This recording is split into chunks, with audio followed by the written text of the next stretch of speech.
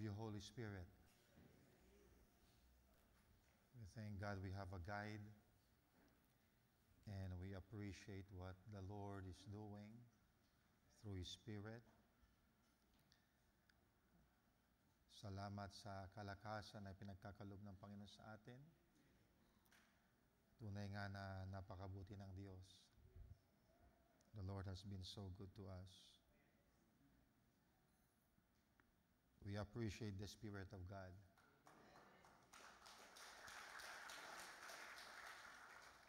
Amen.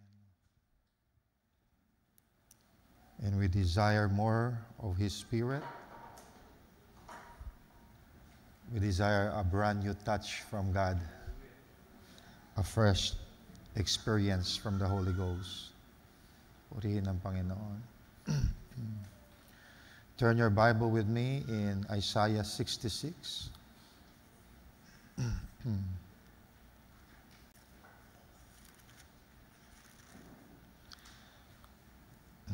Isaiah 66, verse 8.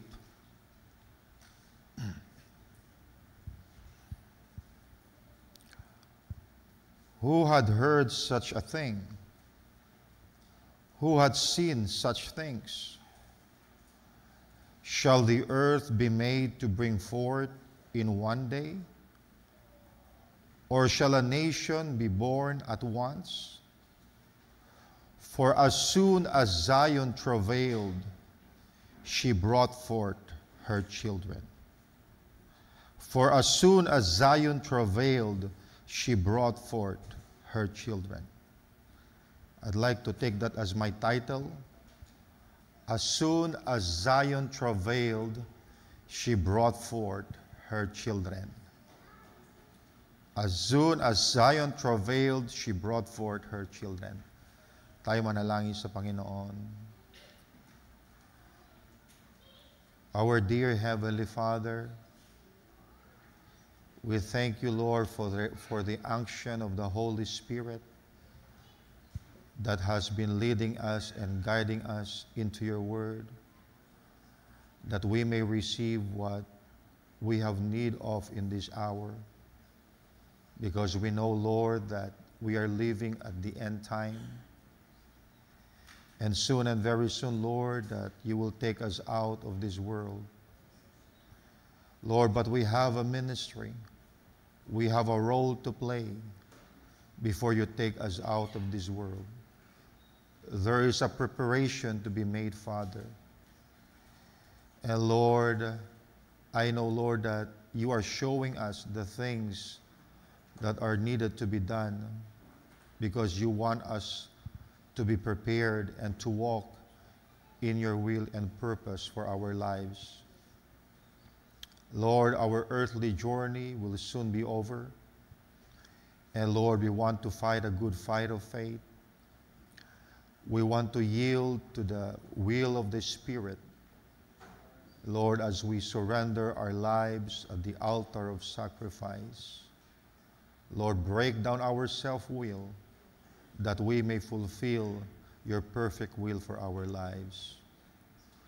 Lord, we ask again for your Holy Spirit, the angel of the Lord, the angel of your presence, to once again speak to us. Speak to our hearts, Father. Anoint thy word that we would receive. And may your word, Father, be a revelation into our hearts, that we may manifest the life that's in it. Bless your children.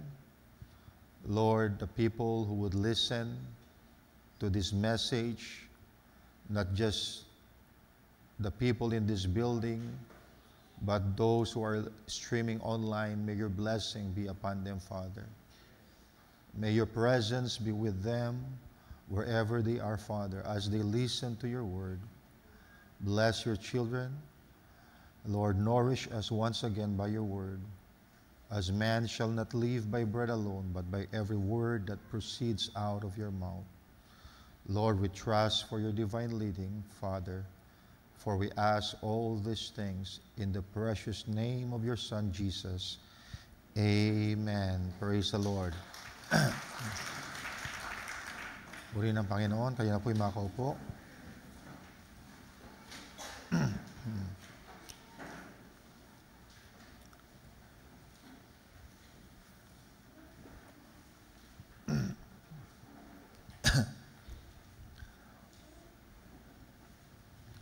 So we read Isaiah 66 verse 8. Who had heard such a thing, who had seen such things, shall the earth be made to bring forth in one day, or shall a nation be born at once? For as soon as Zion travailed, she brought forth her children. Okay, it's showing us a picture here of a mother travailing in birth. Okay, travailing to bring forth. So sabi dito, as soon as Zion travailed, she brought forth her children. Now, many have looked at this verse and thought that it referred only to the rebirth of Israel as a nation. So, iniisip ng iba that the scripture only refers sa pagsilang ng Israel as a nation. Yet most Old Testament prophecy we know has a twofold meaning. It has a twofold application. First, the natural, then the spiritual. Even Brother Branham taught us that a prophecy has a compound meaning. He mentioned that several times in many of his message. He said that a prophecy has a compound meaning. So this prophecy that we have read has a compound meaning. It is applied in the natural and it could be applied in the spiritual. So makikita natin that Isaiah is prophesying that Israel will be reborn as a nation in the natural. And that in the spiritual, Zion will travail and bring forth her children. In the spiritual, Zion shall travail and bring forth her children. So who is Zion? In a spiritual sense, when we talk about Zion, who is Zion? Now, the New Testament tells us that the new covenant believers is not come to Mount Sinai, where Moses received the 10 Commandments under the Old Covenant, but that we are come to Mount Zion. And the Bible calls Mount Zion the church of God. Now, we better read that in the writing of the Apostle Paul. Open your Bible in Hebrews chapter 12, verse 18. Ang sabi dito, for ye, Paul was writing to the Hebrew Christians, for ye are not come unto the mount. Now, the mount that Paul mentioned here is referring to Mount Sinai, where the law was given to Moses. So, ye are not come unto Mount Sinai, okay, that might be touched and that burn with fire, nor unto blackness and darkness and tempest, and the sound of a trumpet, and the voice of words, which voice they that heard entreated that the word should not be spoken to them anymore. For they could not endure that which was commanded, and if so much as a beast touch the mountain, it shall be stoned or thrust through with a dart.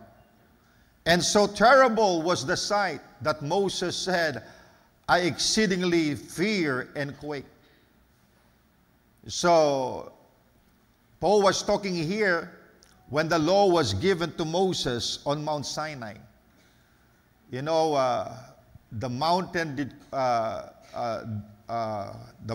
shook, and the people were afraid. They trembled. That even Moses trembled. At maging yung mga hayop that would step on that mountain had to be killed. Okay, so it was a terrible sight The Bible says here, and so terrible was the sight that Moses said, I exceedingly fear and quake. So itong mga verses na binasa natin refer to Mount Sinai where the law was given. They concern Israel.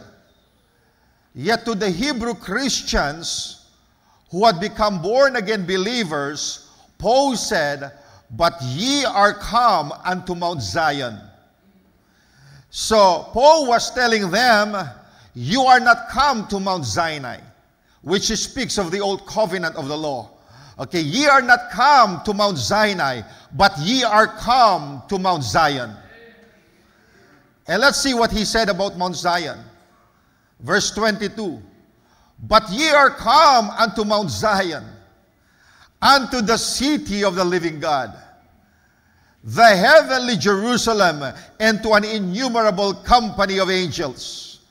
So Mount Zion is the city of the living God. In verse 23, to the general assembly and the church of the firstborn. Mount Zion is the church of the firstborn. It's the church of Christ. Amen. Who were born of the Spirit of God. To the general assembly and church of the firstborn, which are written in heaven. Amen. Our names are written in heaven. Why? Because we have citizenship in heaven. Amen. And to God, the judge of all, and to the spirits of just men made perfect. And to Jesus, the mediator of the new covenant. Okay. In Mount Zion, we have a mediator of this new covenant, and that's Jesus.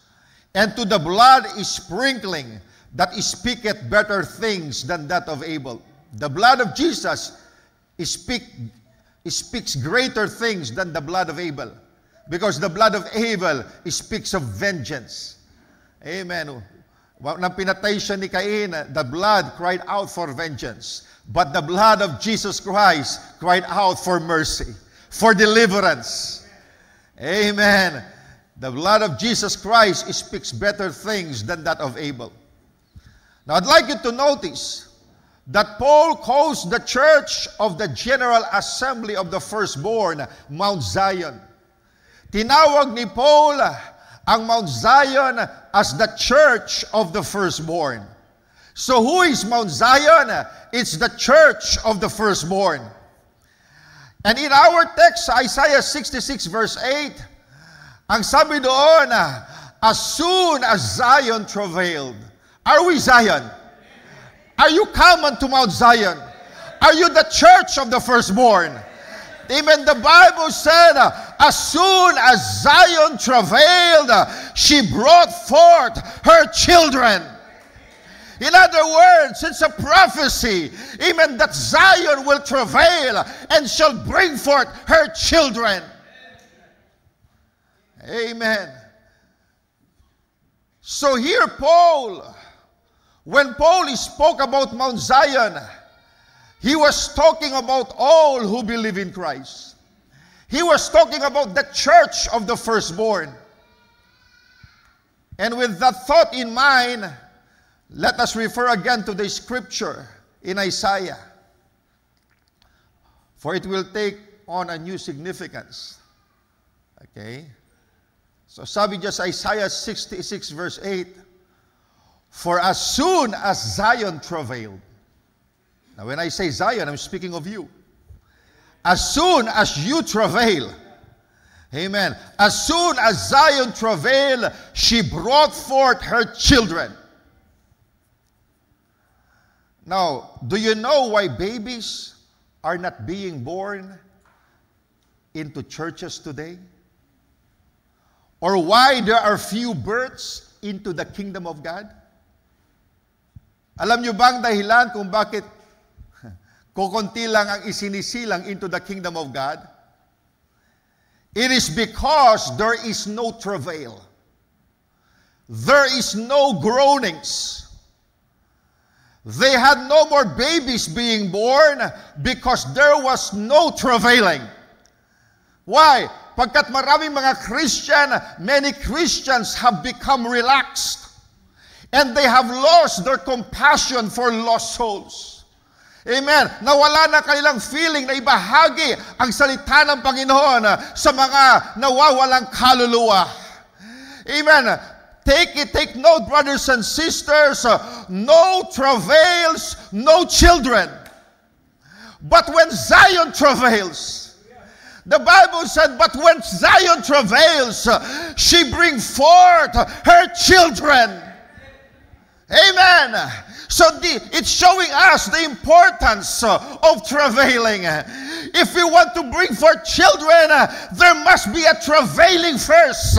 Because as soon as Zion travails, she brings forth her children. Now, tingnan natin ang sinabi ni Apostle Paul dito sa Galatians 4 verse 19. Galatians 4:19. Ang sabi niya, my little children. Now, tinatawag niya ang mga believers sa Galatians na children. Because he's seeing himself as a mother. Kumbaga, isinilang niya sila sa Panginoon. Okay? So, he called them his children. Okay? Pagkat siyang ginamit ng Panginoon para sila'y may isilang sa kanyang kaharian. Kaya sabi nito, my little children, of whom I travail in birth again, until Christ be formed in you. Of whom I travail in birth, look at the word again, until Christ be formed in you. Now, nais kong basahin ito sa New Living Translation. Paki-flash nga. Okay. Sabi dito sa New Living Translation, Galatians 4:19. Ang sabi to, oh, my dear children, I feel as if I'm going through labor pains for you again. And they will continue until Christ is fully developed in your lives. I feel as I am going through labor pains for you again. And they will continue until Christ is fully developed in your lives. Now, Paul writing to the churches in Galatia said, my little children, of whom I travail in birth again. Anong ibig sabihin ni Paul dyan? This meant that he had travailed for them at one time in birth. Nag-travail na si Paul dati sa kanila in birth. That's why he called them children. Why? Because through his ministry, they were birthed into the kingdom of God. And now, he travailed again. Nagtatravel muli si Paul. Why? He travailed again that Christ might be formed in them. In other words, Paul wanted them to grow from babyhood to matured Christian. Nagtravel na siya dati para sila maisilang sa kaharian ng Panginoon. And now, as Christians, as believers, nagtatravel muli si Paul para sa kanila because Paul wanted them to see grow. He wanted them to grow from babyhood, to a matured Christian. Ayaw niya silang manatiling bata. He want Christ to be formed inside of them. So Paul was saying here that he travailed in them, or he travailed in birth for them to be saved in the beginning. Then he is travailing again until Christ be formed in them. So dalawang travailing ang ginagawa ni Paul. Okay, first he travailed to birth them into the kingdom. And he is travailing again. Amen. Until Christ be formed in them. So ano yung picture dito? The picture here is of a woman having a baby. Kapag ang isang nanay ay magsisilang ng bata, there's a travailing. Merong labor pain na siya, that she undergoes, to deliver a baby. Why? Because you could not have birth without having a travail. I repeat, you cannot have births without having a travail. So to produce something, there must be first a travail. I repeat, to produce something, there must be first a travail. Maging sa history of great revivals in the past, those revivals were produced because there were people who travailed in their soul for more of God. Amen. Kung pag-aaralan nyo ang mga great revivals na nangyari sa nakaraan, hindi lang basta-basta ito nangyari. Bago ito nangyari, may mga tao that's been travailing in their soul because they are hungering for more of God. They want more of God. And I tell you, brothers and sisters, this assembly, if this assembly wants to bring more souls to Christ, amen, if this assembly wants to bring more souls to Christ, if this assembly wants to birth a greater move of the Spirit, amen, to birth more supernatural acts of God, if this assembly, amen, wants to birth great breakthroughs, there must be first a travail. Amen. There must be first a travail in our soul for these things, because without a travail, there is no birth. Kaya sinasabi ko sa inyo, to produce something, there must be a travail first. Amen. Kung gusto nyo mga kapatid na marami pa na ma-born again sa ministry na ito mga kapatid, then this church must be a travailing church. If you want to birth more of the supernatural acts of God, pagkat I believe God can do more sa bagay na nakikita nyo ngayon, we have to travail. We have to travail, because to produce something, you must travail first. Alam natin, the baby does not birth itself. But for true births out of the kingdom of darkness and into the kingdom of light, some intercessor somewhere have travailed. Kaya mayroong mga isinisilang na kaluluwa, mga taong naboborn again pagkat may mga taong nagtatravail. Amen. Amen. They are interceding. They are groaning in their soul. Nakita natin Paul travailed. Now it was a spiritual activity. It is an intense suffering in the inner man. It's a groaning within. And it is comparable to the pangs of natural childbirth. Pagkat kung ang babae magsisilang, there's a labor pain, there's a travail. So we could see here it involves real intercession. And I believe, mga kapatid, kaya ganito ang direksyon ng Espiritu Santo sa atin sa mga nakaraang mensahe hanggang ngayon. Because the Spirit is trying to roll the burden of some lost soul off on someone. I believe that God was searching through the congregation to find someone He could use, to find someone who could stand in the gap, to find someone who could intercede for others, to find someone who could pray for the needs of others. Amen. God is looking for someone. Amen. That's the reason ginagay tayo ng Panginoon sa mensaheng ito, because God is looking for someone He can use. A vessel, amen, that could intercede for the lost. A vessel that could have a burden for the lost. Nakita natin, Paul had travailed. He travailed in preaching the word.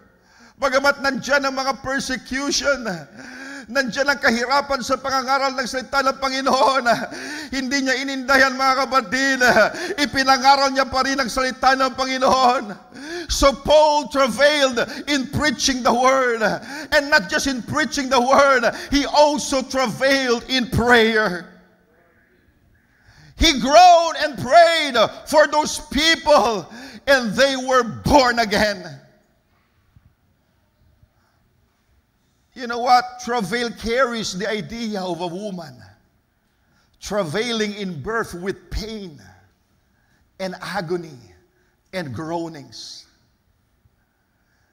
Now Paul says he is travailing again until Christ be formed in them.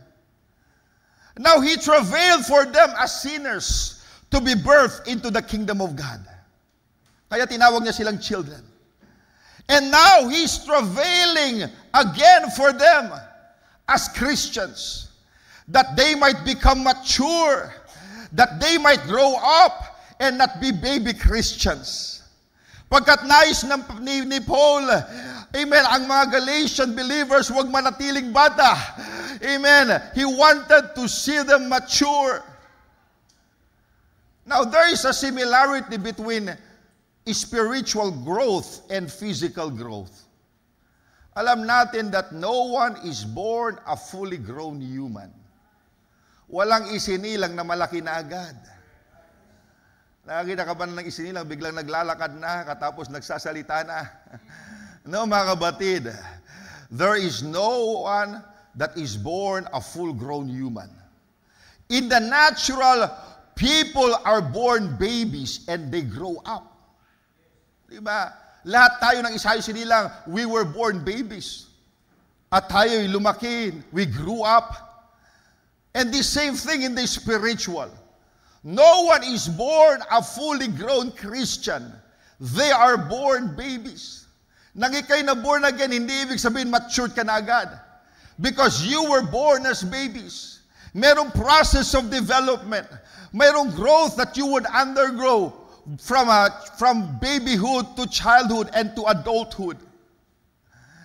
So, no one is born a full-grown Christian. They are born babies, then they are to grow up spiritually. Kaya nga sabi sa Bible, as newborn babies, desire the sincere milk of the word, that ye may grow thereby. Ang mga newborn babies, they desire the sincere milk of the word. Why?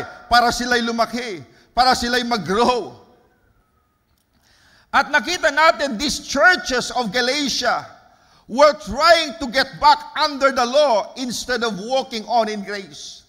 Pagkat may mga dumating na mga false teachers, mga false apostles, at yung mga believers sa Galatians, binabalik muli sila sa law.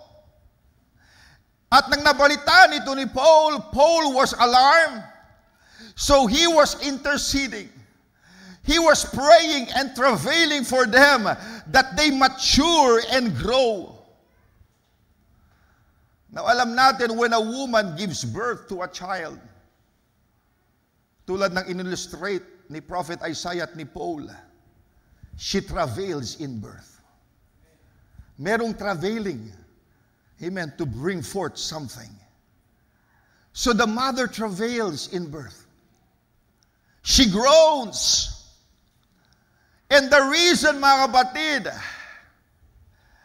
nakukunti ang mga naliligtas ngayon, hindi dahil lahat ng elect ay na-convert na, hindi dahil lahat ng elect ay nandito na sa message.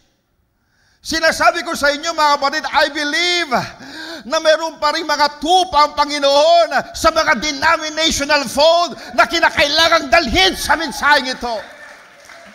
Ako'y naniniwala na meron pa rin mga tupa ang Panginoon out there in the world that need to be brought into this truth. I believe that there's still people of God that are in bondage of sin, and they must receive their new birth. They must receive their deliverance. Huwag natin isipin, mga kapatid, na lahat ay nakapasok na. No, mga kapatid, I believe meron pa dyan. Because with that mentality, isipin nyo lahat nakapasok na, you will not travail anymore.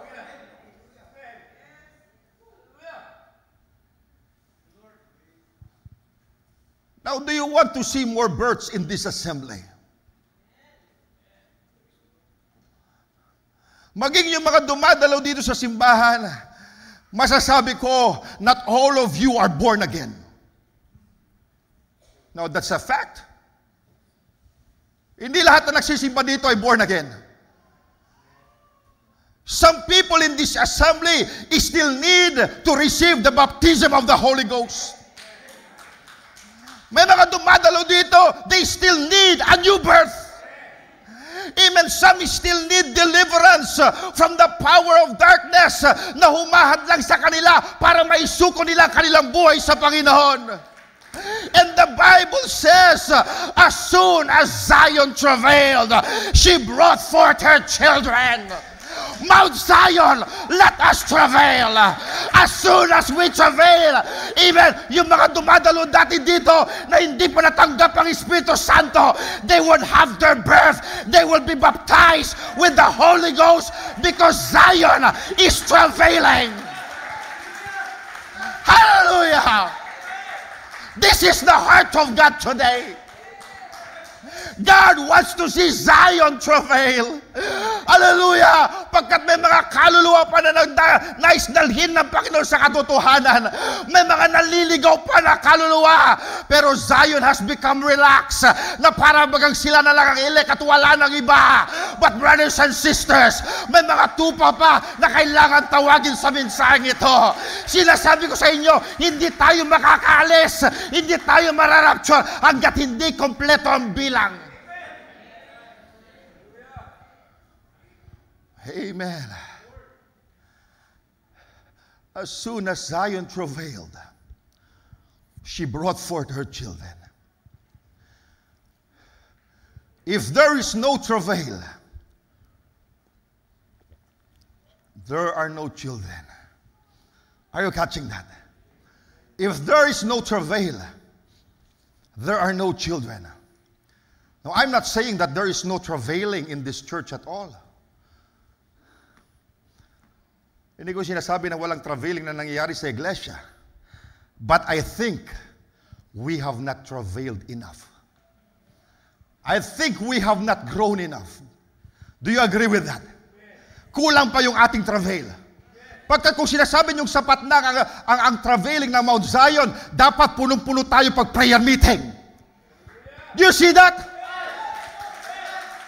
Hallelujah! Ang prayer meeting dapat hindi poorly attended. Why? Because if there's a travail in your soul, if there's a burden in your heart, magsasakripisyo ka para pumunta sa prayer meeting para manalangin. Why? Because you are standing in a gap. Hindi mo lang narinig yung sinabi ni Pastor. Your action will prove if there's really a travail, a burden in your heart.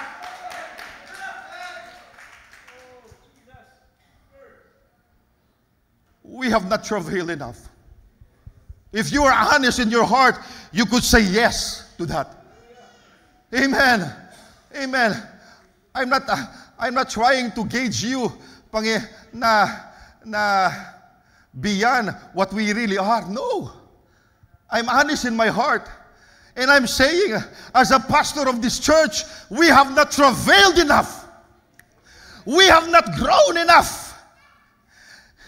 And you're expecting na gumawa pa ng Panginoon ng grabe sa ating kalagitnaan and we don't do anything. No, there must be a sacrifice. Meron tayong gaganapin. Meron tayong role na gagawin, mga kapatid. Hindi lang isa o dalawang nagtatravel.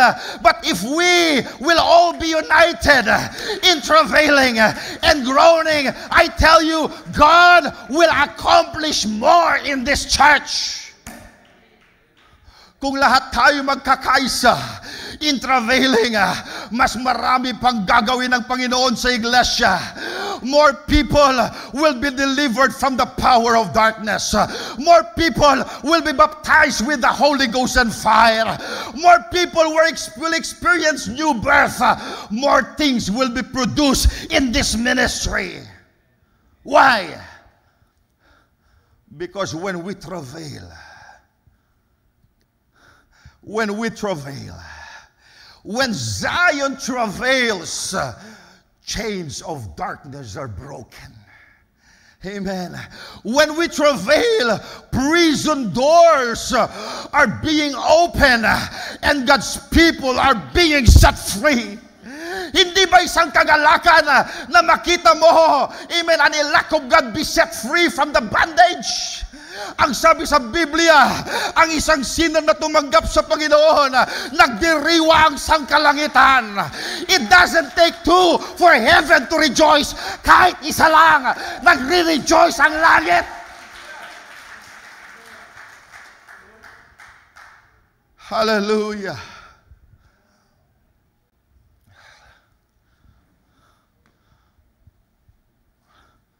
When Hannah couldn't bring forth children, what did she do? When Hannah couldn't bring forth children, what did she do? She travailed in prayer. She cried out to God in desperation. The Bible said that she poured out her soul before the Lord. And what caused her to do that? It was her painful desire to have children. Pagkat meron siyang painful desire. Because it's a reproach for a woman not to have children. Kaya meron siyang desire, and this desire is a painful desire. She has a painful desire to have children. Ang sabi ng prophet, when you want something so bad, it becomes painful to you. And here comes Hannah.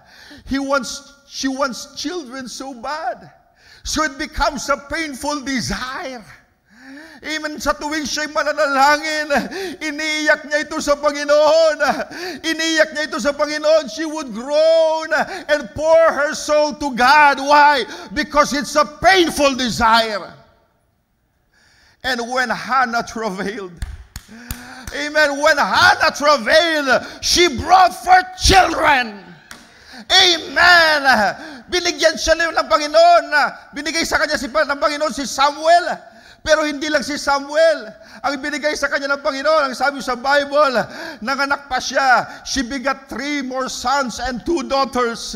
Amen. Bakit siya nagsilang ng mga anak? Anong nauna? Amen. Before birth, there must be first a travail. Amen. Hannah travailed and she brought forth children. At sinasabi ko, we are the reality of Hannah. We are the reality of Zion. When Zion travails, she brought forth her children. Amen. Do you have a travail in your soul?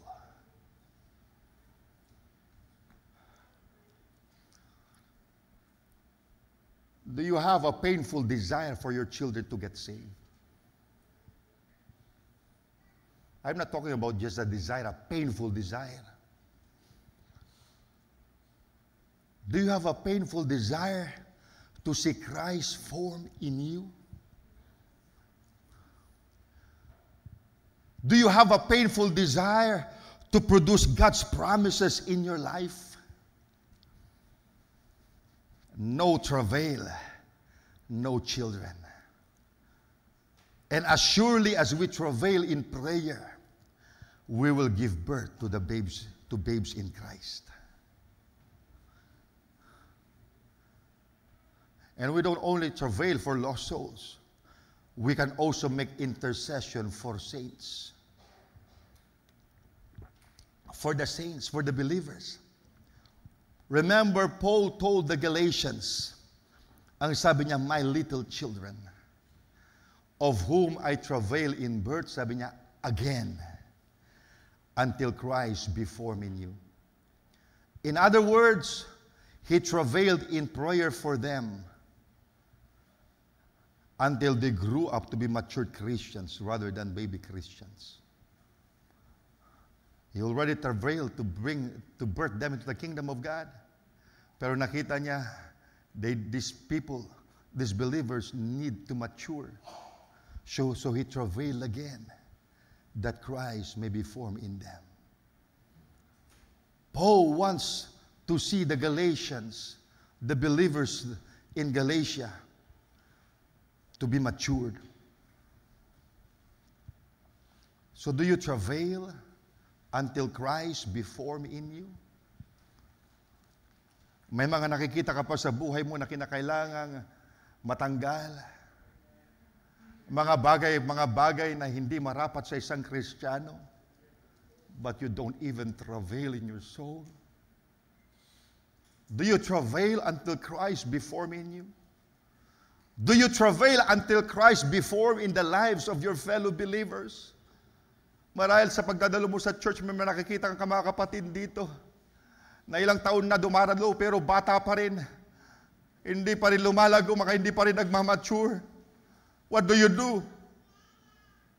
I-chismis mo sila? Or do you travail? Na sinasama mo sila sa panalangin mo, Panginoon. Panginoon, alam ko nalalapit na yung pagbabalik. Pero itong kapatid ko, Lord, kinakailangang lumago. Pagkat, Lord, we don't need to remain baby. You want us to grow. Panginoon, kumilos ka sa kapatid na ito. I want to see my brother. I want to see my sister mature. Instead of gossiping against them or gossiping on them, mga kapatid, amen, what do? You pray for them. You pray for them that Christ be formed in them. Yung mga bagay, yung mga ugali na kinakailangan matanggal sa kanilang buhay ay tanggalin ng Panginoon, natupukin ng kapangyarihan ng Espiritu Santo.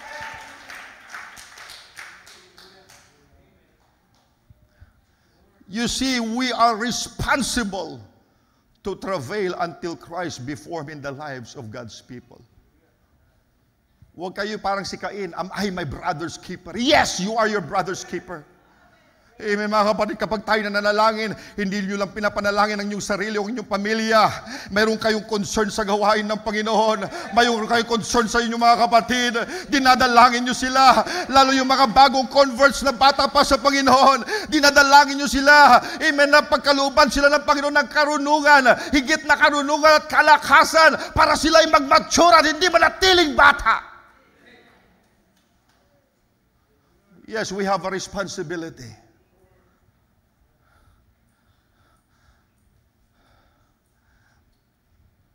As ministers and teachers, we are responsible to teach new Christians. Tulad nga na sinabi ni Peter, as newborn babes, desire the sincere milk of the word, that ye may grow thereby. On the other hand, the word of God teaches that we must pray for baby Christians. Kung minsan mayroong baby Christians, alam niyo ang baby, hindi mo in-expect na maglalakad yan, di ba? Kung tumatayo yan, nadadapa pa. Baby. Lahat tayo dumaan dyan. Ang isang baby, kapag nakakita ka ng baby, gumagapang, katapos pinipilit niyang tumayo. Pagkatapos ng tumayo siya, natumba siya, hahampasin mo ba siya? Hindi. Tutulungan mo siya, gagabayan mo siya, alalayan mo siya. Tao ba? Ganon. Kung may mga babes in Christ tayo sa iglesyang ito, or I could say newly converts, anong gagawin natin? Kapag nangihina pa sila, kapag nadadapa pa sila, tinan mo yan, baby pa. Nangihina sila, nahihirapang tumayo, anong gagawin mo? Ichichismis mo. Tinan mo yun, lupoy. Hindi, mga kapatid. Isasama mo sila sa panalangin. Pagkat ikaw minsan din ay naging baby. Ikaw minsan din ay naging bata. Pero sa biyaya ng Panginoon, ikaw ay nag-mature. Mga kapatid, we need to pray for one another. I need you, you need me. Let's pray for one another. Let us grow for one another. Amen. Paul taught the Galatians, but he did not only teach them, he prayed for them too. And his letter to them was full of teaching and instructions. But he also said there must be prayer, travail for them. Alam nyo, sometimes you can do things with a church program. But that doesn't necessarily mean you are bringing people to birth. We can have all kinds of programs to get people to church, but that doesn't mean we will get them saved. We can get them to join the church, but that doesn't mean they are born again. So we are not talking here about man-made programs. Pagkat ang denominasyon, magaling sa bagay na yan. May mga church gimmicks sila o church programs para madala yung tao sa church. Hindi ibig sabihin nadala sa church ay born again o na-born again. Ang target natin dito, hindi lamang madala sa church. Amen. That they would receive birth, mga kapatid. Amen. At hindi natin magagawa ito sa mga man-made program. It takes the leading of the Spirit of God. It takes the move of the power of God. Pagkat ang conversion ay hindi sa tao, ang conversion ay hindi sa ministro.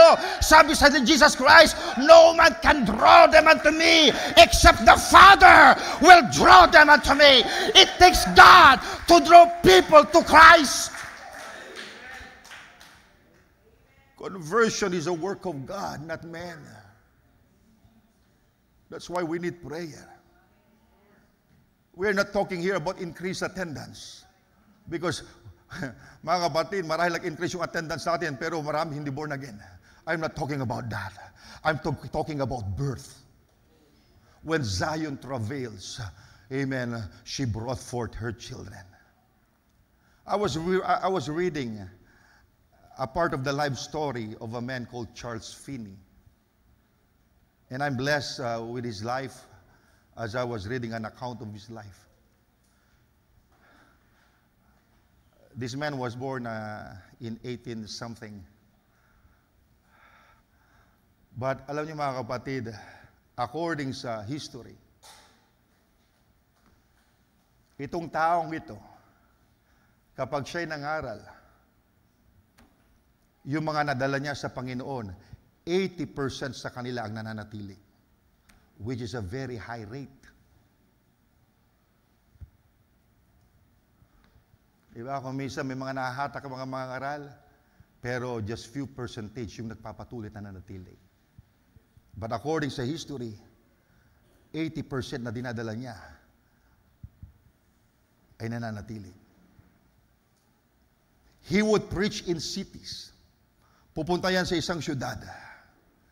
Pagkatapos niyang mangaral, yung nag-iisang theater sa syudad na yon magsasara pagkat ang mga tao'y tinanggap si Kristo. Magsasara yung mga beer houses. Ganong klase yung higop ng kanyang pangangaral. At alam niyo ba ang kanyang sekreto? Pananalangin. He said, I can do nothing without prayer. Siya'y bumabangon ng alas 4 ng umaga. Pupunta yan sa countryside pagkat gusto niya manalangin sa paligid ng nature. So 4 a.m. in the morning, he would wake up and he would finish at 8 a.m. He was a prayerful man. He would travail for hours and hours for lost. He had so much compassion for the lost. And because of that burden, mga kapatid, he was willing to sacrifice, maging yung kanyang tulog. Babangon siya ng madaling araw para lamang manalangin. No wonder why. Amen. Nang ginagamit siya ng Panginoon, grabe ang kanyang ministry. Why? Because he is a man of prayer.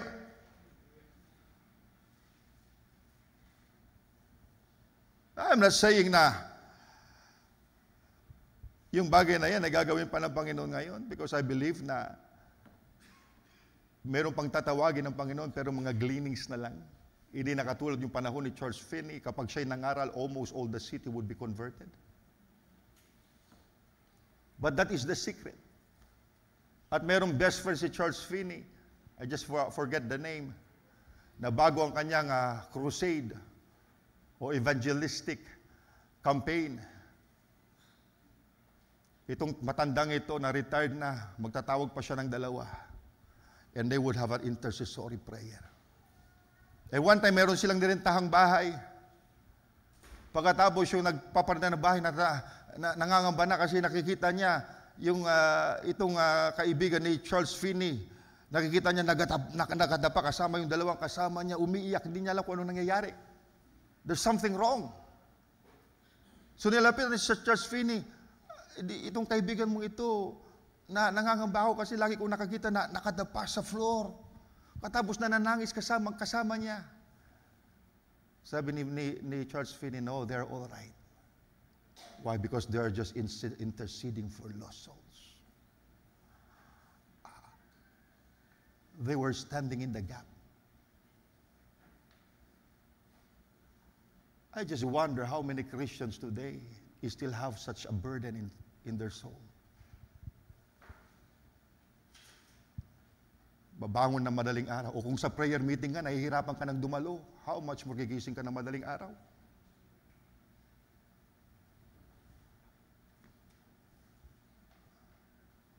I just wonder how many, just in this assembly, would have such a burden like Charles Finney.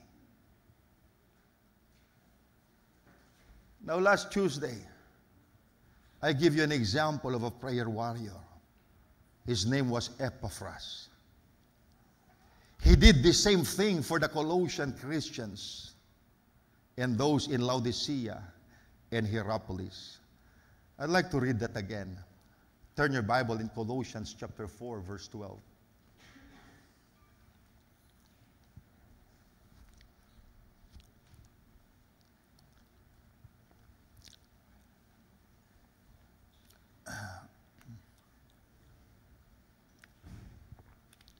Sabi dito, Epaphras, who is one of you,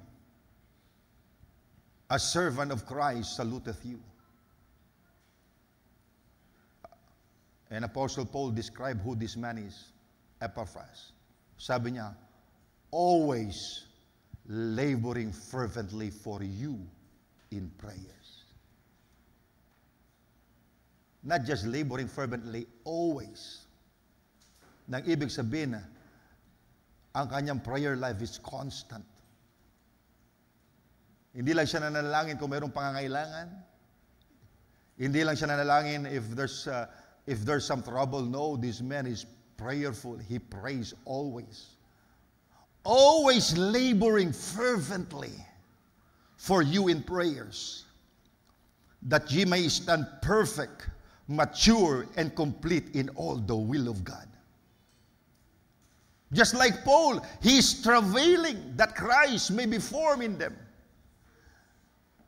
And Epaphras was travailing in prayer, sabi niya, laboring fervently in prayers, that the people would become perfect, mature, and complete in all the will of God. For I bear him record that he had a great zeal for you, and them that are in Laodicea, and them in Hierapolis. Sinasabi ni Paul, kilala ko itong taong ito, nakasama ni Paul ito. Alam niya na prayer warrior ito. Marahil kung may mga time na tulog pa si Paul, meron na siyang naririnig na nanalangin. And when he looked, it was Epaphras. He's not just praying for the believers in Colossians, even the believers in Laodicea and Hierapolis. Ibig sabihin, kapag siya'y nananalangin, mga kapatid, amen, he has people in his heart. And I believe kapag siya'y nananalangin, hindi lang parang general prayer, o Panginoon, i-bless mo ang Colossian Church. Hindi, mga kapatid. I believe, mga kapatid, habang siya'y nananalangin, may mga pangalan siyang binabanggit isa-isa. Amen, yung mga tao na alam niya, no, nabalitaan niya na nangangailangan, ipinapanalangin niya isa-isa. He was crying out to God. He has a great burden. Ang sabi ito, laboring fervently. He has great zeal.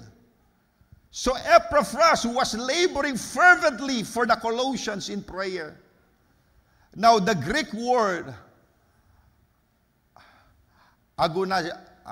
agonizomai, translated laboring fervently, indicates a striving, a wrestling. Mga kapatid, kapag ikay nanalangin, merong wrestling na nangyayari. Merong striving na nangyayari. If you are a prayerful man, alam mo na hindi madaling manalangin. You have to strive in prayer. Why pagkat sabi sa Ephesians 6:12, for we wrestle not against flesh and blood, but against principalities, against powers, against the rulers of the darkness of this world, against spiritual wickedness in high places. Do you see that? Merong spiritual warfare na nangyayari. Kapag tayo na nanalangin, we are not wrestling physically. No. Pagkat ang ating kalaban, mga kapatid, mga demon powers, we are wrestling against principalities, against powers, against ruler of the darkness of this world, against spiritual wickedness in high places.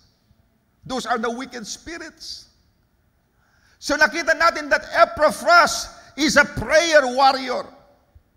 And Paul called him a fellow servant and a faithful minister of Christ sa Colossians 1:7-8.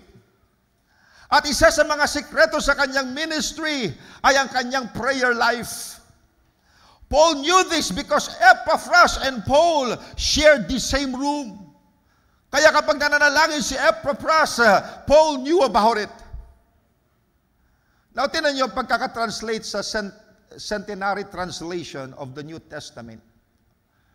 Paki-flash nga, itong pagkasabi sa verse 12. Epaphras, one of yourselves salutes you, a slave of Christ who is always agonizing for you in his prayer. I think we need more Epaphras in this church who would agonize for others. Always agonizing for you in his prayers, that you may stand firm, mature, and fully assured in all the will of God. Parang si Paul, he's travailing to see the believers in Galatia matured in Christ.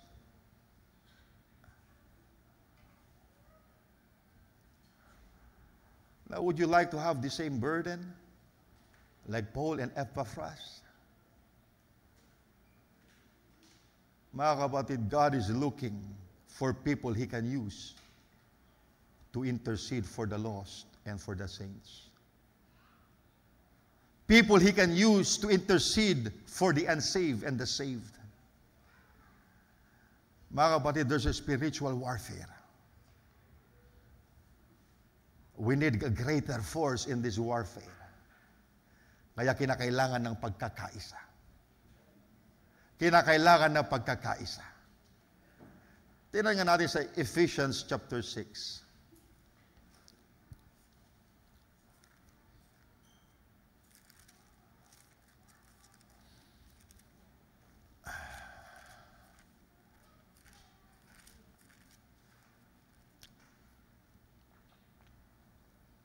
Let's start from verse 10.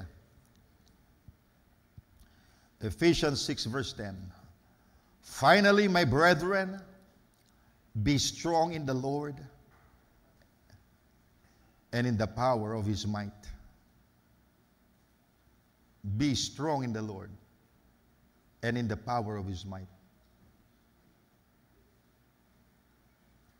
At sabi niya, put on the whole armor of God, that ye may be able to stand against the wiles of the devil. Mayroong warfare na nangyayari, kaya God has given us an armor. At sabi sa verse 12, for we wrestle not against flesh and blood, but against principalities, against powers, against the rulers of the darkness of this world, against spiritual wickedness in high places. Because of this spiritual warfare, God did not leave us with nothing. Meron siyang iniwan sa atin na ating gagamitin na kasangkapan para tayo manaig sa digmaan ito. He mentioned about the armor of God. At binrake down ni Paul dito sa verse 13, wherefore take unto you the whole armor of God, that ye may be able to withstand in the evil day. And having done all to stand, stand therefore having your loins girt about with truth. So we need the girdle of truth. and having on the breastplate of righteousness, and your feet shod with the preparation of the gospel of peace. Kinakailangan ang paa mo ay handa na ihayag ang ebanghelyo. Beautiful are the feet of those that bring the gospel. Verse 16, above all, taking the shield of faith. So we need the shield of faith. Wherewith wherein ye shall be able to quench all the fiery darts of the wicked. And take the helmet of salvation and the sword of the Spirit, which is the Word of God. So we have the sword of the Spirit. And what's that? The Word of God. Now look at verse 18. Hindi natapos doon. Yung pinaka-capstone ng armor of God is prayer. Anong sabi niya sa verse 18? Praying sometimes, o parang si Epaphras, always laboring fervently in prayer. Are you catching that? Sabi diyan, praying always with all prayer and supplication in the Spirit. Pag sinabi with all prayer, sa ibang translation, with all kinds of prayer, because there are many kinds of prayer. Amen. Na ibig sabihin, gamitin natin ang pananalangin. Pagkat kailangan natin ito sa pakikidigma, because we are not wrestling against flesh and blood, but against principalities and powers, and rulers of darkness and spiritual wickedness in high places, na kapag tayo nananalangin, there are chains being broken, there are people being set free. Amen. There's power in prayer. Amen. Praying always with all prayer and supplication in the Spirit, and watching thereunto with all perseverance. We have to be perseverant in prayer and supplication for all saints. Ipanalangin natin ang mga kapwa natin believers. Hallelujah. Tulad ni Paul, he is travailing for them. Amen. That Christ would be formed in them. So nakita natin yan, mga kapatid. When Apostle Paul taught about this spiritual warfare, pinapakita niya sa atin na hindi tayo iniwan ng Panginoon na walang gagamitin in this spiritual warfare. No, we have the full armor of God and we have prayer. Ito ang gagamitin natin para magapi ang kaaway. Amen. Kaya let Mount Zion be a prayerful church, a prayerful assembly. At sinasabi ko sa inyo, magwawagi tayo sa ating mga digmaan. Maraming kaluluwa ang mapapalaya. Amen. Yung mga mahal natin sa buhay na unconverted, amen, ang Panginoon ang kikilos sa kanilang buhay. Why? Pagkat tayo'y nagkakaisa sa pananalangin. There's something happening in that sin world, even when the people of God pray. So you could see that. Yung pinaka-capstone ng armor of God is prayer. Verse 18. There's a spiritual warfare. Ano, pinaliwala ko yan last Sunday, ano? Na mayroong mga demon spirit that is taking a hold of men. Now let me read that quote again. In the Message, Believing God. Ang sabi dito, and the only thing that kept me from being saved when I was 12 years old, because a spirit hung over me, a devil saying, wait a little while longer. Ayan ang dahilan kaya si Brother Branham, hindi niya naibigay ang kanyang buhay sa Panginoon when he was 12 years old. Because there's a spirit hanging over him. Who is that spirit? The devil. At sabi niya, wait a little while longer. Marami sa inyong mga anak, ayan ang dahilan kaya hindi nila may suka kanilang buhay sa Panginoon. Because the devil is telling them, wait a little more longer. Kaya sabi dito ni Barbara, that's the reason you wasn't saved when you become the age of accountability. What is the age of accountability? Ayan yung age na you could already discern right from wrong, good and evil. Kaya you're already accountable to your actions. It's an age of accountability. That's the reason we were not saved. When you reach the age of accountability, may mga dito tinanggap ang Panginoon nang may edad na sila. The devil took a hold of you for long. At sabi doon ni Barbara, a spirit you got with a crowd, and that hovered you and kept hanging over you. You wanted to do right. There's not a man that's got his right mind, but wants to do right. But there's something won't let you do right. There's a spirit that is hindering you to make the right decision for God. Is that right? Who is that? That's the devil. I read that quote last Sunday para makita niyo why we need intercessory prayer. Because there's a war taking place in the unseen realm. Nakikita niyo yung anak niyo, rebelde, o ganito, o hindi maisuko ang buhay sa Panginoon. Because there's a spirit hanging over them. But you can break that spirit through prayer. You have to wrestle. Through intercessory prayer, we are wrestling with the demon powers who are having control to your unsaved children. At habang ikay nanalangin at nag-aayuno, habang ikay nag-i-intercede para sa kanila, the convicting power of the Holy Spirit would move in their lives. And those demons start to lose their grip over your children. Dahil sa iyong pananalangin, God is dispatching angels to war against those demonic influence over your unsaved children. Kaya don't tell me walang silbi yung pananalangin. Don't tell me na walang saysay yung sakripisyo natin sa pagpunta sa martes para tayo manalangin. No, brothers and sisters. There's something happening in the unseen world.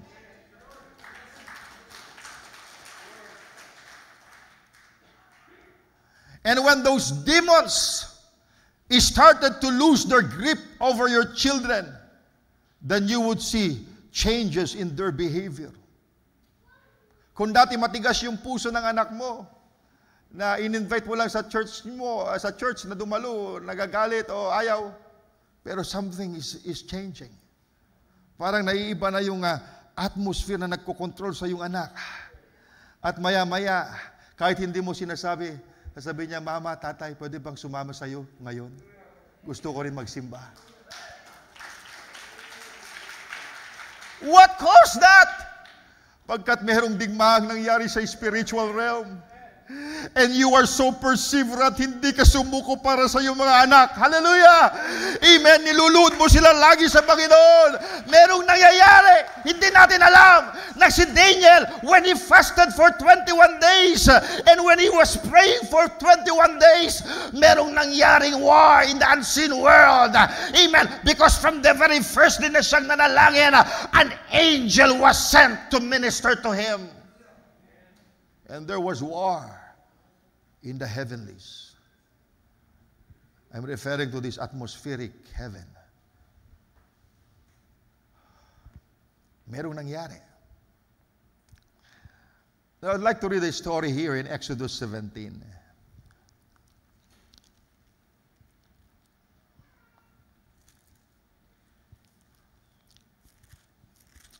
Exodus 17, because we are talking about spiritual warfare. So I'd like to give you an example of a warfare here. It's Exodus 17, verse 8.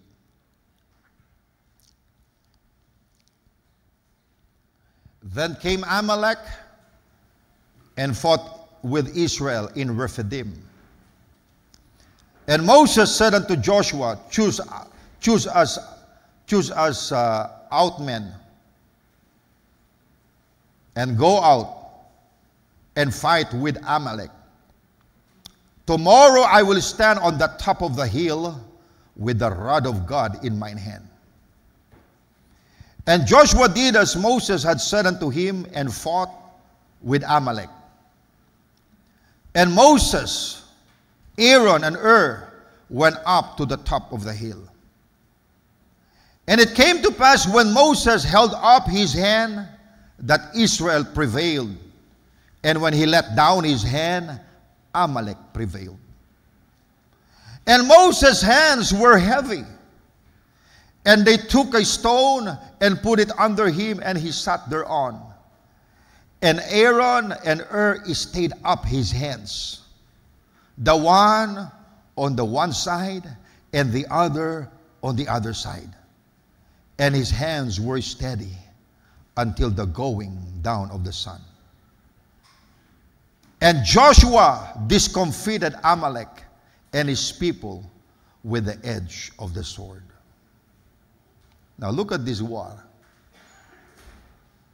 After na lumabas sila sa Egypt and they crossed the Red Sea, mayroong umatake na kalaban sa kanila, Amalek. I think it was in Deuteronomy, nang umatake si Amalek, tinitingnan niya yung weak points. Doon siya sa bandang likod. Pagkat kung saan yung may mga nandun na may mga pagod na sa paglalakbay, ayun ang inuuna niya, naatakin. I tell you, brothers and sisters, Satan knows our weak points. Alam niya kung saan niya tayo atakin. Do you see that? Now, so sabi ni Moses kay Joshua, maghanda ka. Mag-gather ka ng mga men, okay, at makipaglaban kayo sa Amalek, at ako'y pupunta sa bundok, and I will lift up my hands with the rod of God. Now, we see that in verse 11. Now, Moses lifting up his hand, that speaks of intercessory prayer. Pagkat it was customary for the Jews to lift up their hands when they prayed. Kaugalian niya ng mga Hudyo, kapag nananalangin sila, tinataas sila kanilang kamay. Maybe I'll give you an example. Turn your Bible in Psalm 28. Psalm 28, this is a Psalm of David, verse 2. Ang sabi dito, hear the voice of my supplications when I cry unto thee, when I lift up my hands toward thy holy oracle. That's how David prays. He would lift up his voice in supplication to God while his hands are lifted up.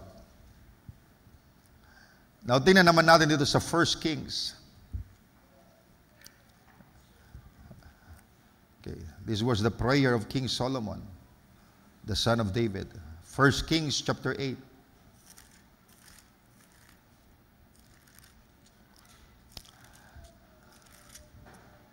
Verse 22. Okay. Sabi ito, and Solomon stood before the altar of the Lord in the presence of all the congregation of Israel, and he spread forth his hands toward heaven. Look at how Solomon prays. Okay. David set the example for Solomon.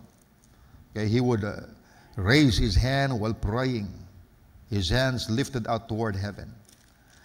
Okay, kung i-jump natin dito sa verse 38, ang sabi dito, what prayer and supplication soever be made by any man. Ito'y bahagi ng kanyang prayer. And by all thy people Israel, which shall know every man the plague of his own heart, and he spread forth his hands toward this house.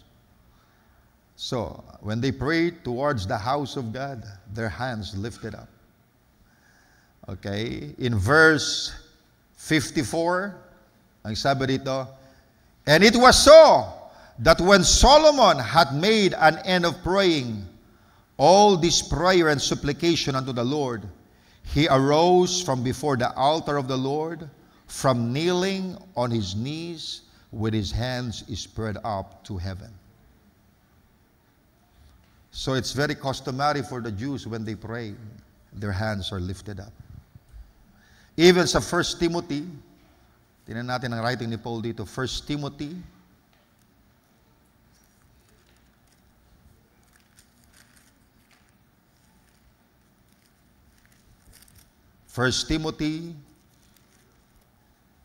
chapter 2, verse 8.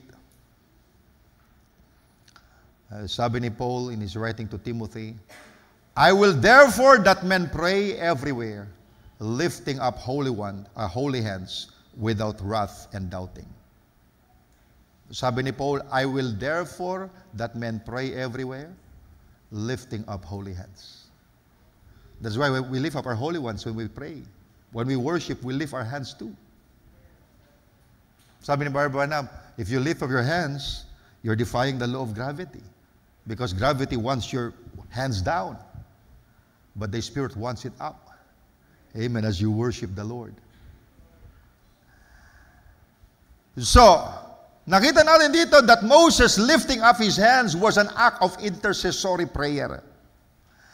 Habang nakikipaglaban sila Joshua, si Joshua meron silang sword that speaks of the Word of God. Pero hindi sapat yun para sila'y manaig sa digmaan. Kung inyong kikitinan yung kwento, the battle was actually fought on the top of the mountain. It was fought by prayer. Makikita nyo that the success of the battle was dependent on what's happening on the mountain. Yung success ng battle doon sa baba, habang sila Joshua with the men are fighting against Amalek, ang success ay dependent doon sa nangyayari sa bundok. Pagkat sabi sa Biblia, kapag ang kamay ni Moses ay nakataas, nananalo ang Israel against Amalek. Pero kapag bumabagsak ang kanyang kamay, natatalo ang Israel, nananaig ang mga Amalekites. So makikita natin mga kapatid, bagamat meron silang sword, kinakailangan nila ng prayer doon sa bundok. Amen. Hindi sapat na alam mo ang salita ng Panginoon. Kung wala kang prayer, mahina ka. Hindi ka magwawagi. Kaya sabi ni Brother Branham, even the weakest Christian, kapag siya'y lumahod, the devil trembles. Because there's power in prayer. The anointing is released. The strength of God is released whenever we kneel down and pray to God. So the battle was not won by Israel's fighting ability because they were not experienced soldiers. Kalalabas lang nila sa Egypt, wala silang military training para sila'y makipaglaban. Kaya hindi sila nananalo dahil magaling sila makipagbaka, hindi mga kapatid. Amen. Nananalo sila dahil si Moses nagkakaroon ng intercessory prayer doon sa bundok. Hallelujah. Habang nakataas yung kanyang kamay, siya'y nananalangin para doon sa mga nasa babang nakikipaglaban. Amen. Remember, we are in a spiritual warfare. Our success is dependent on our prayers. The battle was fought and won by Moses. Huwag niyong malilitin yung gawain ng pananalangin. Amen. Kung kayo mga prayer warriors, mahalaga kayo sa iglesia. Amen. And I would to God that all of us would be prayer warriors, mga kapatid. Amen. Pagkat in such a time like this, higit nating kinakailangan ng pananalangin, pagkat grabe na ang pwersa ng kaaway. Grabe na ang kadiliman, mga kapatid. Grabe ang impluensya ng sanlibutan. Pero sinasabi ko, kung ang iglesyang ito'y laging back up ng prayer, ano mga kadiliman yan, hindi sila magtatagumpay.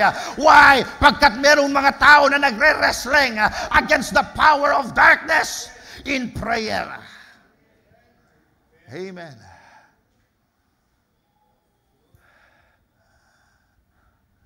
The battle was fought and won by Moses. The moment Moses was no longer able to hold his hands up, the children of Israel began to lose the fight. If it had not been for Moses, Israel would have lost the battle. Pero makita natin sa kwento sa Bible, Moses' hands grew weary. Napapagod din yung kamay ni Moses. It's showing us that true intercession is a demanding activity. real prayer is difficult. This means that we must throw ourselves into our praying with much zeal and concern. If there is no burden, there is no blessing. Praying that costs nothing, accomplish nothing. Prayer that costs nothing accomplishes nothing. To put your heart or to put your full heart into intercessory prayer will cost you something. Because for you to do that, you've got to sacrifice. Like Epaphras, we must be always laboring in our prayers. Nakita natin, Joshua couldn't have succeeded without Moses. But Moses couldn't have prevailed without the support of Aaron and Hur. Pagkat may panahon na pagod na si Moses yung kamay niya. At hindi na nahirapan na siyang iangat yung kanyang kamay. Pero merong Aaron. Amen. At Hur na humahawak sa kanyang kamay. Amen. Para mapanatili na ang kamay ni Moses ay nakataas. Amen. So Joshua couldn't have succeeded without Moses, but Moses couldn't have prevailed without the support of Aaron and Hur. And like Moses, masasabi ko, I couldn't have prevailed without your support.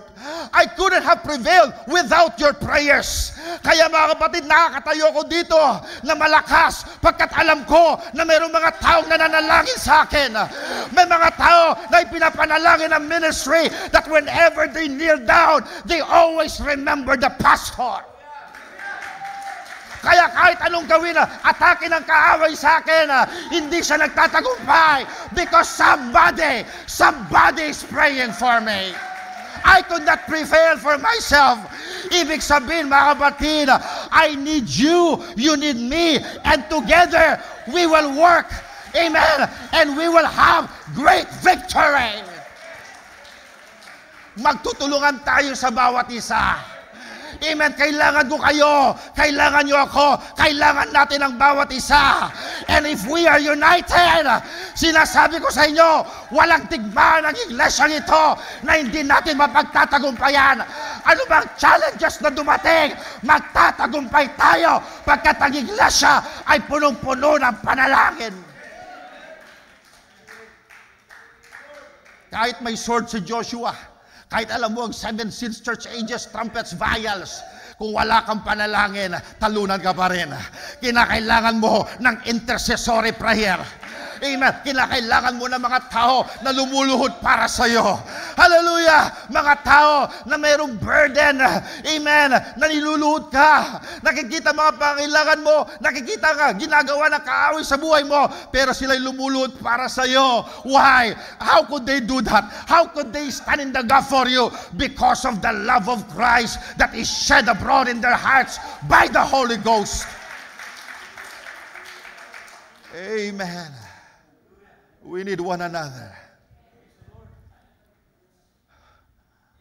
Kung isa lang hindi kaya, magtulungan tayo mga kapatid. Hindi lang pastor o mga elders, lahat tayo. Kailangan ko kayo, kailangan natin ang bawat isa. Amen. God is looking for people who will share in the battle and the victory because they continue steadfastly in prayer. Now look at what Jesus said here in Luke 22.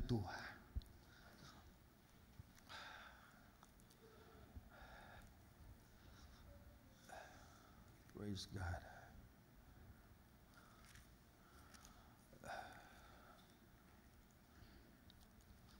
Luke 22 verse 31.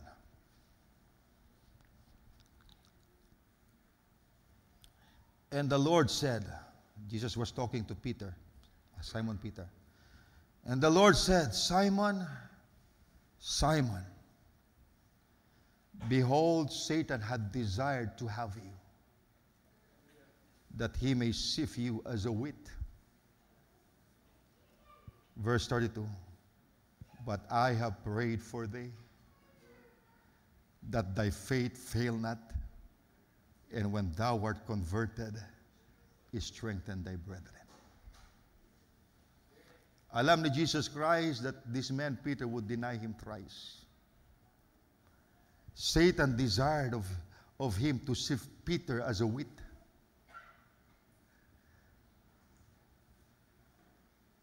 Mga kapatid, minsan din natin alam ang plano ng kaaway, pero ang Diyos alam niya may plano. Si Peter unaware of the plan of Satan over him, that Satan desired to have him, that he may sift him as a wheat. Pero sabi ni Jesus Christ, may plano man ang kaaway na ganyan sa iyo, Peter. But let me say this, I have prayed for you, that your faith fail not. Amen. Nadabaman si Pedro, mga kapatid, but his faith never failed. Nandun pa rin. That's why he got restored immediately. Why? Because someone prayed for him. Kung minsan hindi natin nare-realize ang nangyayari whenever we pray for someone. Marahil may plano ang kaaway, even to take the life of your children prematurely. Marahil may plano ang kaaway na hindi maganda sa isang kapatid. Pero mga kapatid, nang ikaw'y lumuhod, naalala mo, the Lord dropped His name into your heart. And you just don't know, you are groaning in the Spirit, praying for that brother, praying for that sister. Why? Pagkat merong plano ang kaaway. Ang mga demons nagpaplano na ng attack, amen, against that brother or sister. Pero when you are praying, meron nangyaring digmaan in the unseen realm. Amen, habang ikay na nalalangin, God commanded some of His angels. Sabi niya, pumunta kayo doon. I-rescue niyo yung taong yon because someone is interceding for that person.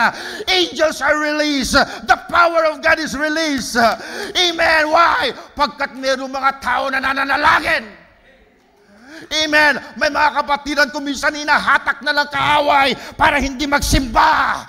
Pero may mga tao na nananalangin, lumuluhod para sa kanila. And because of this, mga kapatid, para ayaw niya lang dumalo, pero mga kapatid, pero merong humahatak sa kanya. Ano yung humahatak? Ayan ang pwersa ng pananalangin. Pagkat may mga taong lumuluhod, nananalangin, nananaghoy para sa kanila. My goodness, if you just realize what's happening in the unseen realm, every time you kneel down, every time you pray, merong nangyayari. You would never despise prayer again if you realize that. You will value intercessory prayer. Why? Because you realize somebody is praying. I couldn't have stand here this long in the ministry without people praying for me. Somebody is praying for me. I need you, you need me, we need one another. As soon as Zion travails,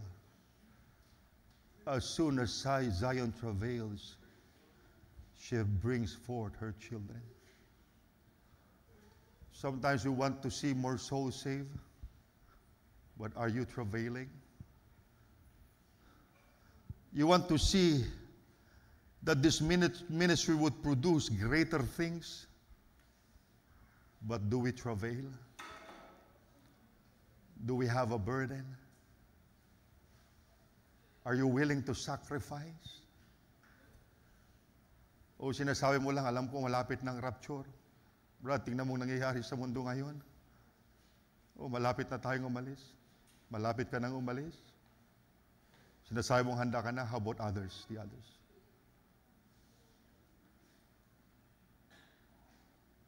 Is there a burden in your heart for others? O sinasabi mo, kami na lang ligtas, wala na. Sarado ng pintuan. O marami pa mga kaluluwa na nauuhaw, na nakaupo sa maling ministeryo na kinakailangang tawagin ng Panginoon from those denominational fold at dalhin dito. I believe may mga tao pa out there in the world that needs deliverance. They need to experience the love of God. At may mga dumadalo sa iglesyang ito that they haven't received the baptism of the Holy Ghost yet. Marahil dumadalo na silang ilang beses but they haven't received the Holy Ghost yet. Hindi ibig sabihin na baptize ka na sa tubig, you have the Holy Ghost. No, we need the baptism of the Holy Ghost. Anong umahadlang dyan? Pwersa ng kaaway. There's a spirit na nagpo-control. But brothers and sisters, but if there are people that would stand in the gap, if there are people, mga kapatid, that would intercede for them, mga kapatid, yung taong nahihirapan, may suko ang kanyang buhay sa Panginoon. Amen. Ang Panginoon ang kikilos sa kanyang buhay. Amen. The chain of darkness will be broken. Prison doors will be open. And the people of God will be set free. Na dati silang biyag ng kasalanan, biyag ng kadiliman, pero dahil sa aking pananalangin, they are set free. At sila'y sisigaw, I'm free at last. I'm free at last. Why? Because there is someone with a burden to stand in the gap for them. Amen. I just wonder how many of us are willing, because God is looking for someone He can use. I wonder how many of us today, how many of you sitting there are willing to stand in the gap. God is looking. God is looking. Brothers and sisters, my heart craves more for God. I have this desire in my heart na iniiyak ko sa Panginoon, Lord, I want to see a greater move of your Spirit. I know you've been moving in the church, but I want to see greater, Lord. And God gave me this message. If you want to see a birth of a greater thing, there must be a travail. And what are we doing? Are we relaxed? Have we lost our feelings? Amen. We are willing to sacrifice. I am willing to sacrifice, Lord. I love my people. Lord, forgive us if we have lost our feeling. Bring back that passion in our hearts, Lord. Fill our hearts with the love of God. Lalong konti na lang panahon, we could see the signs of the time. Nakikita na natin ang nangyayari sa buong mundo. Oh, my goodness. This is the time, brothers and sisters, that Zion will travail. Let Zion travail. Let Mount Zion Assembly travail. Let the church of the firstborn travail. I believe that this is the heart of God for us. The Lord wouldn't lead me to these messages that I've been preaching since standing in the gap. When I preach standing in the gap, yung inawit kanina, God gave Brother Beryl an inspiration to write a song. You sang that a while ago. Why? Because that's the move of God. What's the use of knowing these things? Prophecies are being fulfilled, pero yung ating responsibility and role, hindi natin nagagampanan.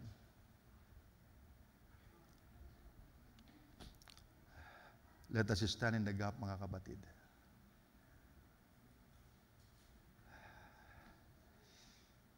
Let us labor fervently in prayer.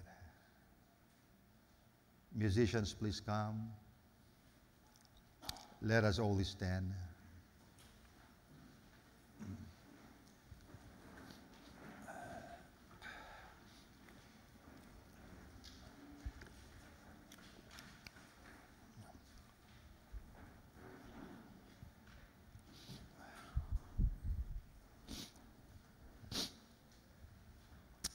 With a humble heart, let's pray to God.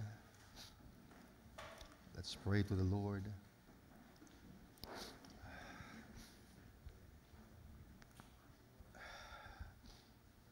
Lord Jesus, our dear Heavenly Father, I have preached to your people, Lord, what's in your heart. For you have said in your word, as soon as Zion travailed, she brought forth her children. There is no birth without travailing. If we want to see more souls birth in this assembly,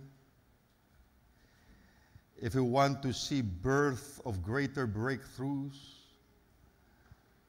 if we want to see birth of great supernatural acts of God in this church, there must be a travail in our soul, Father.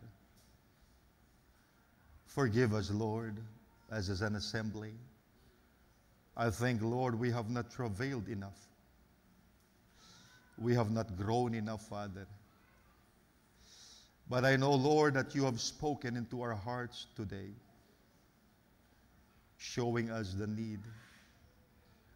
Lord, time is too short. Soon and very soon we are going to leave this world. Lord, may we have this passion for the lost, passion for the saints. Lord, tulad ni Paul, Lord, that he would travail, Lord, for the believers in Galatians, that Christ be formed in them. Lord, we don't want to see our brothers stay in their babyhood or childhood. We want to see them mature. We want to see them grow, Father. Kaya salamat, Panginoon, sa mga nagsasakripisyo na manalangin sa bawat isa, Panginoong Diyos. But Lord, we need more intercessors in this church. Lord, we need more people that would groan and travail. I believe, Lord, that there is power in unity. No, not just few people, but if all of us, Father, are willing, Lord, to travail in our soul, Father, I know, Lord, that great things would be done. We would see a greater move of your Spirit in our midst, Panginoon Diyos. Lord, we have not sacrificed enough, Lord. Lord Jesus. Oh, Father, let that spirit of the travailing be inside of us, Father. We want something more of you, Lord. We want something more of your Spirit. Panginoon, maging sa iglesyang ito, Panginoon, there are people that needs the baptism of the Holy Spirit, Father. But Lord, before they get filled with the Spirit, change must be broken first, Panginoon. Prison doors must be opened first, Panginoong Diyos. Pero para mangyari ang bagay na yan, Panginoon, there must be people interceding. There must be people travailing, Panginoong Diyos. Oh, napakalakas ng hatak ng sanlibutan. Pero kung kami nagkakaisa, walang mananaig sa amin, Panginoong Diyos. Because your power will cover us. Your anointing will be released in our prayer. The anointing that we need to face every challenge in this life, in this world, Panginoon, ay bibigay mo sa amin, Panginoon. And you would give us the victory that we need, Father. Kaya tulungan mo ang bawat isa, Panginoon kong Diyos. Lord, may every one of us have a burden, Father. Lord, the reason, Lord, you're putting this burden on us because you are looking from among us whom you can use. That could stand in the gap for others. That could stand in the gap for people, Lord. Lord, we are willing to sacrifice. We love the ministry. We love our family. We love your work. We love your kingdom. We love you, Father. And help us, Lord. Lord, I know you are looking for intercessors in such a time like this. I pray, Lord, that you would continually, Lord, put this burden in the hearts of your people, Father. I know, Lord, in unity, Lord, we could accomplish more things sa iyong kaharian, Panginoong Diyos. Lord, may you help us, Lord. Make us interceding Christians. Lord, make us prayerful people, Panginoong Diyos. Lord, the hour is late. The door of mercy is about to close. Lord, help us do our responsibility. For we are our brother's keeper, Lord. Thank you so much, Lord, for speaking to us.